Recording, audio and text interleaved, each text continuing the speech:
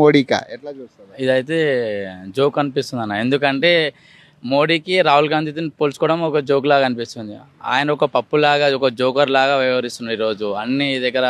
ఆయన ఎక్కడెక్కడనైతే యాత్రలు పెట్టి అడుగుపెట్టిండో అక్కడ భూస్వాతం అయింది ఆ కాంగ్రెస్ పార్టీ. మొన్నటిదాకా ఉండే రూలింగ్ ఉన్న దగ్గర కూడా భూస్వాతం అయింది. ఈరోజు ప్రతి దగ్గర ఇక్కడ మనం సౌత్లో చూసుకున్నా సరే బీజేపీ బలం పెరిగింది కానీ బలం తగలేదు. కాంగ్రెస్ అధికారంలోకి వచ్చిందని వాళ్ళు అనుకున్నారు, కానీ ఇక్కడ మా ఎమ్మెల్యే సీట్లు పెరిగింది, మా ఓటు శాతం పెరిగిందని మేము అనుకుంటున్నాం. అంతే. మోడీకి ఎందుకు ఓటేయాలనుకుంటున్నా అంటే ఏం చెప్తారు?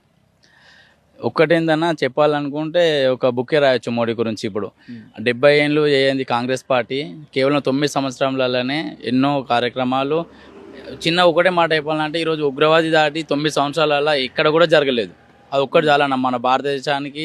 ఎక్కడ కూడా ఇప్పుడు పాకిస్తాన్ కావచ్చు, కాశ్మీర్ కావచ్చు, ఇంకా వేరే రామ మందిర్ కావచ్చు, చెప్పాలంటే ఇంకా చాలా ఉన్నాయి. కింది స్థాయి వరకు కూడా ప్రతి ఒక్కటి కూడా నరేంద్ర మోడీ పీరియడ్లోనే అందింది.